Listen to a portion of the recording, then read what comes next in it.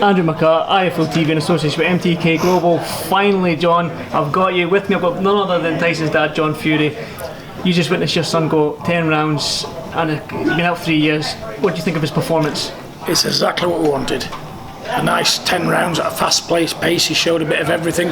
He showed plenty of brains and skill, slipping and sliding. And it shows he's still got a long way to go though, but listen, I'm more than happy with that. That's good. He's lost 10 stone. And to be competing with a man like Pianetta, who's had 3 fights already this year, the man's match fit, big solid man. He kept his strength because he's only looking for one punch, that's why he was still there. He wasn't coming to win on points. He knew he was never going to do that. So that's why he was strong to the end, because he was waiting for the one shot and he thought Tyson would have tired at that pace. But no, we trained hard for it, and you see, lovely boxing for an heavyweight of his size. Tyson looked like, compared to the Sefri fight, he looked like he mean business tonight. Is that what the game plan was to go in? We cannot give everything away in there.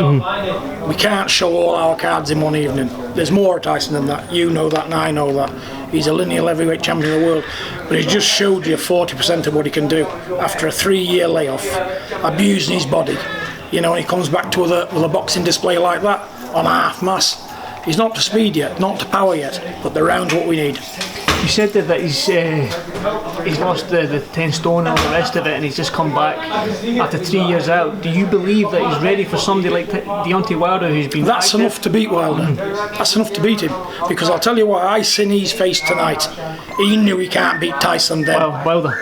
I've seen it in his eyes. He was a beaten man when he come there. You seen him. You've seen him all week here. He's been aggressive. He's been loud. He wasn't loud tonight. He wasn't loud tonight.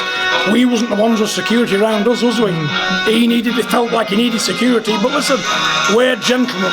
We're messing with a king's sport. And let me tell you, he lost his WBC belt there tonight, and I've looked in over 1,000 men's eyes in my life, and I've always seen that look.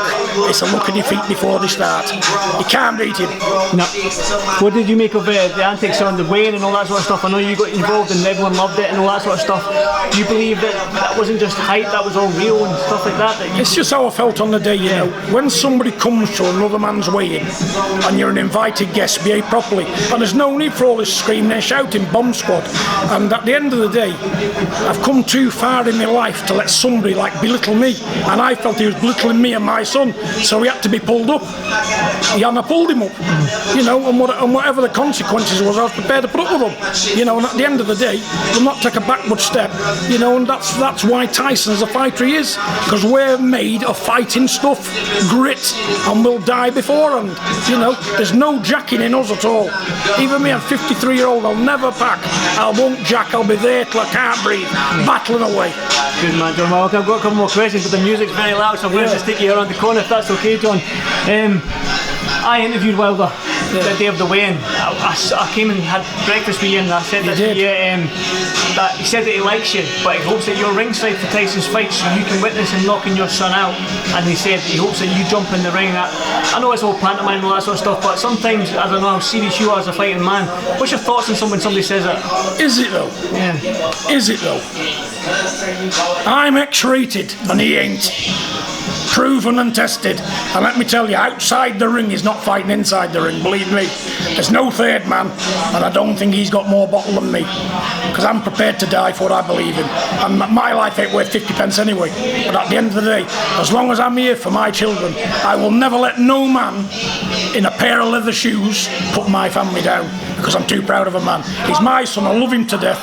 What he can do in his own dreams, he can dream on, but I know he can't, because I've seen it in his eyes there tonight. Seen it in his eyes. He knows he's up against a force with us, you know. He was testing the water with me, his dad, and he thinks, my God, if his dad's like that, what's he like? Let me tell you, you're watching a man on 40% of what he can do. We can't give all our game plan away to him sat ringside. There's more. You said there's more to come. There's a lot more. We knew he was ringside. We weren't going to put all our cards on the table with him watching. But that display was enough for him, and he knew it.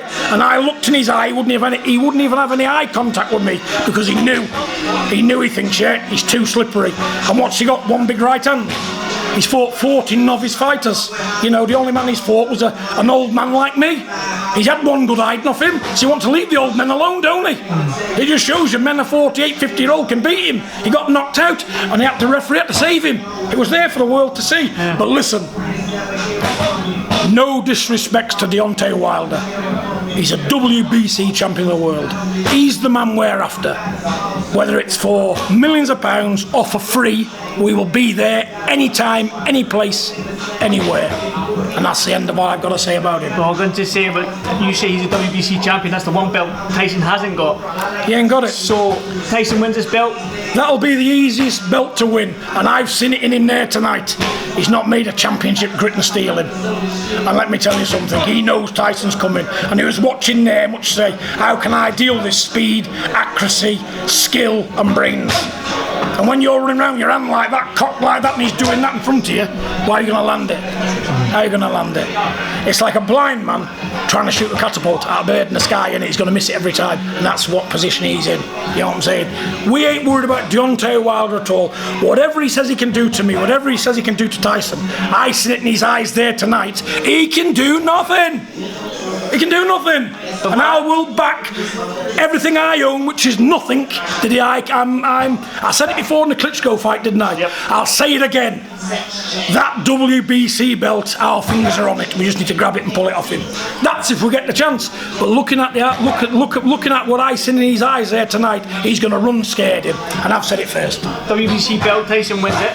What's left for Tyson then? Does he fight Joshua? Is that the fight? Joshua's a coward.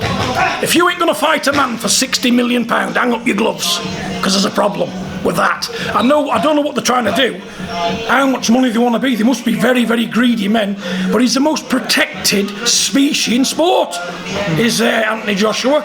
If you ain't going to fight for £60 million and you haven't got enough pride in yourself to say, stand up to the plate and say, listen, I've let my country down, I've ridiculed my country, people sin me, I'm yellow.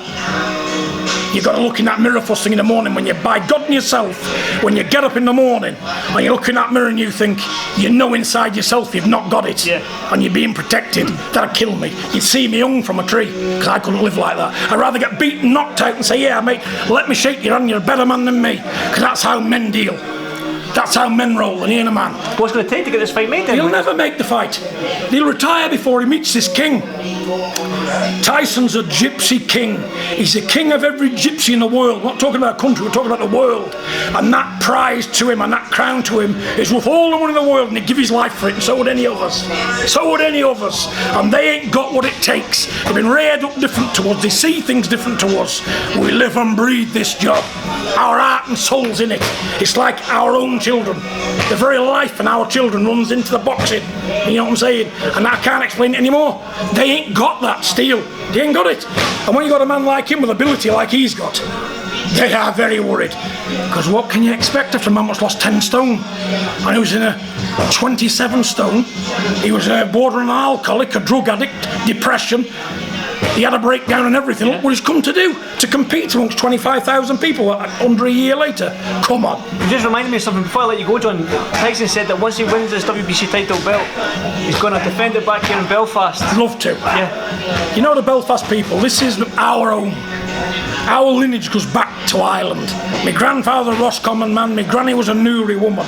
You know, I was raised in the UK, but let me tell you, my grandfather, when he died, got to fetch him all the way back here to be buried in Ireland because he didn't want to be buried in England. That's how we are. It runs through our brains. And the Irish are fighting people. They'll die first. Even to the ones that hasn't got the ability. Look at the boys in there, all the Irish lads tonight just giving their all to make the country proud. It's a small place, but there's some proud people in it, and I love them all. I love every Irish man in this place, every Irish woman. I'm Irish, so there you go. Listen, I'm Irish myself, and why wouldn't I? God bless you all, and thanks for having us, Belfast. Well, John, we love you. Thank you so much for doing this. Thank you, sir. I've been pestering you all week, but again, thank you so much. I said I'd do it for you though, didn't I? You did, John. Thank you very much. Thank you very much. Cheers. Thank you.